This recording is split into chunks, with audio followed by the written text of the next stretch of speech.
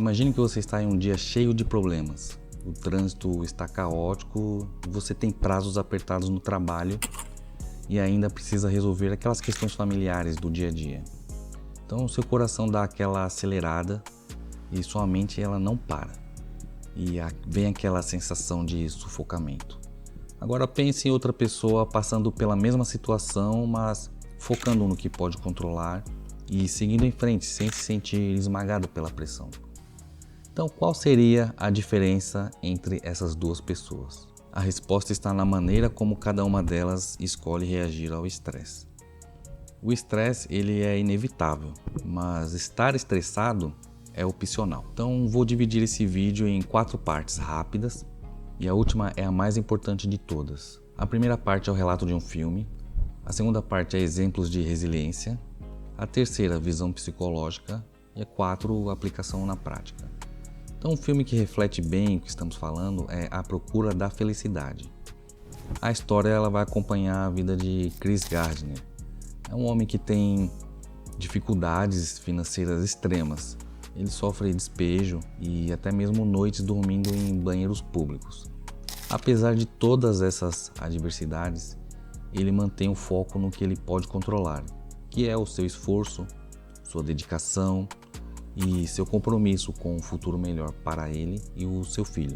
O filme ilustra perfeitamente a ideia de que o sofrimento ele é inevitável, mas a maneira como reagimos a ele é uma escolha. Chris não se entrega ao desespero, mesmo quando tudo parece perdido para ele. Ele aplica de forma prática conceitos da terapia de aceitação e compromisso e do estoicismo também, em que ele se concentra no presente, agindo conforme os seus valores, que é prover uma vida melhor para o seu filho. Além disso, ele exemplifica a frase do psicólogo Jordan Peterson, que diz o seguinte: pegue o maior fardo que puder carregar e o leve adiante. Assim, talvez você poderá dar sentido à sua vida. O que podemos aprender com grandes exemplos de resiliência? Então, se você pensa que apenas os estoicos lá atrás, nos tempos antigos, enfrentavam desafios gigantescos, veja a história de Soichiro Honda, que é o fundador da Honda. Então, durante a Segunda Guerra Mundial, as fábricas dele foram bombardeadas 2 vezes. Ainda depois teve um terremoto que destruiu as instalações que ele construiu. Então, em vez dele desistir, o Honda ele viu isso como um convite para recomeçar tudo de novo. Ele não se apegou àquilo que estava fora de seu controle. Então, com os poucos recursos que ele tinha, ele começou a produzir bicicletas motorizadas. Esse projeto cresceu e se transformou em uma das maiores indústrias automotivas do mundo, que é a Honda. Outro exemplo notável é Viktor Frankl, um psiquiatra austríaco que sobreviveu aos campos de concentração. Ele perdeu a família, ele sofreu fome, frio e muitas humilhações inimagináveis. Mas, no entanto, mesmo no meio do horror, percebeu que havia algo que nunca poderiam tirar dele, que é a liberdade de escolher como reagir. E aí ele escreveu um livro que se chama Em Busca de Sentido. E aí ele escreve: tudo pode ser tirado de um homem, exceto uma coisa, que é a última das liberdades humanas: escolher sua atitude em qualquer conjunto de circunstâncias. Esses exemplos mostram que, independentemente das dificuldades, a maneira como escolhemos encarar as situações define nossa vida. Assim como os estoicos Honda e Frankl entenderam que lutar contra as adversidades era fútil, mas que adaptar-se e agir de acordo com o que podiam controlar, esse era o verdadeiro caminho para superar os desafios. Agora eu vou te mostrar uma visão psicológica e logo depois uma visão prática sobre como lidar melhor com o estresse. A psicologia nos propõe um caminho semelhante ao que a gente estava falando anteriormente. Em vez de lutar contra pensamentos e emoções negativas, aprendemos a aceitá-los e nos comprometer com a ação que realmente importa. Então, quando tentamos suprimir ou evitar o estresse, ele muitas vezes ele vai se intensificar.